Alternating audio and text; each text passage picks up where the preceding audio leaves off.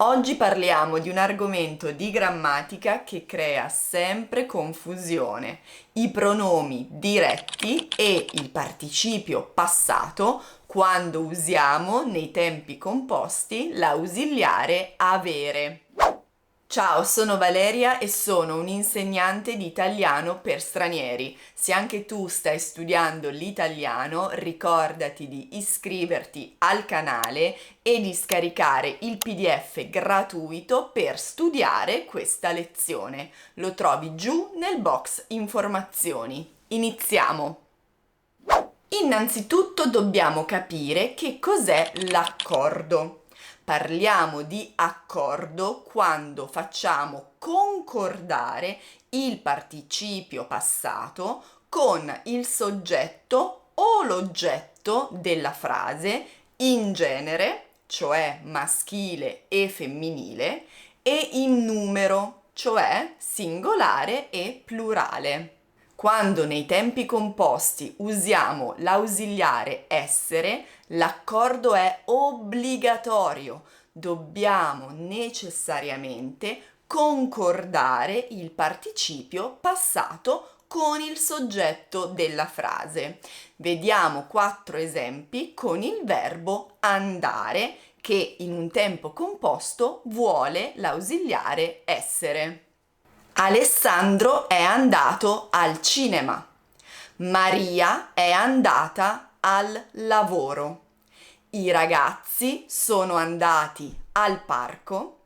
Le ragazze sono andate in palestra.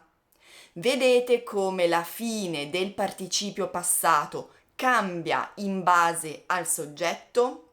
Alessandro è un ragazzo, quindi useremo la finale o, andato. Maria è un nome femminile, quindi useremo andata. I ragazzi è un soggetto maschile e plurale, quindi useremo andati. E le ragazze è femminile e plurale, quindi useremo andate. Generalmente invece quando usiamo nei tempi composti l'ausiliare avere, l'accordo con il participio passato non si fa. Usiamo sempre la finale o. Guardiamo 4 esempi con il verbo studiare. Alessandro ha studiato all'estero. Maria ha studiato francese a scuola. I ragazzi hanno studiato tutto il giorno.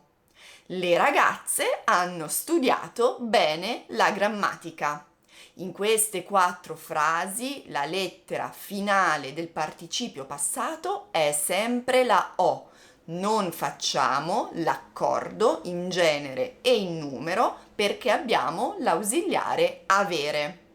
Ma attenzione, perché se abbiamo un pronome diretto, lo, la, li, le, prima dell'ausiliare avere dobbiamo fare l'accordo in genere e in numero con il pronome che sostituisce l'oggetto della frase. Guardiamo 4 esempi con l'ausiliare avere preceduto da un pronome diretto.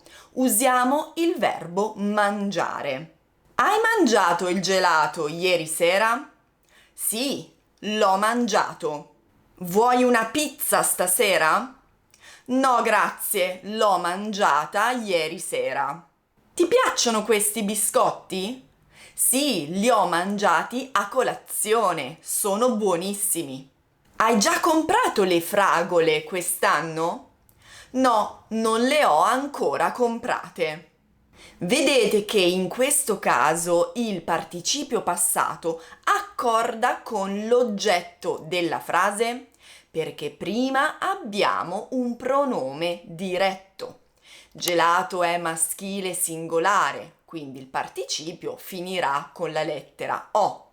Ma la pizza è femminile singolare, quindi il participio passato diventa mangiata. I biscotti sono maschili e plurali. Il participio passato diventa mangiati. e le fragole è femminile plurale. Il participio passato diventa mangiate. Attenzione, di questi 4 pronomi, lo, la, li e le, soltanto quelli singolari, quindi lo e la, perdono la vocale quando sono prima dell'ausiliare avere e diventano L apostrofo. Invece li e le no, rimangono invariati. E con gli altri pronomi diretti, mi, ti, ci e vi?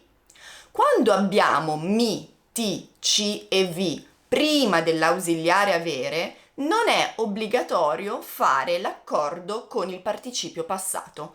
È facoltativo. Avete 2 opzioni. Partiamo da questo dialogo. Perché non ci hai salutato? Perché non vi ho visto. Ma potremmo anche usare il plurale, maschile. Perché non ci hai salutati? Perché non vi ho visti. Potremmo anche usare il femminile, plurale, in questo esempio. Perché non ci hai salutate? Perché non vi ho viste. Quindi potete usare 2 opzioni, o il participio passato che finisce con la lettera O, invariato, oppure potete fare l'accordo in genere e in numero, maschile o femminile, plurale o singolare. Facciamo un riassunto di tutto quello che abbiamo studiato oggi insieme. Parliamo di accordo quando facciamo concordare in genere e in numero il participio passato con il soggetto o con l'oggetto della frase. Quando usiamo l'ausiliare essere in un tempo composto, l'accordo con il participio passato è obbligatorio. Quando usiamo invece avere, il participio passato non concorda tranne in un caso, quando prima dell'ausiliare abbiamo un pronome diretto.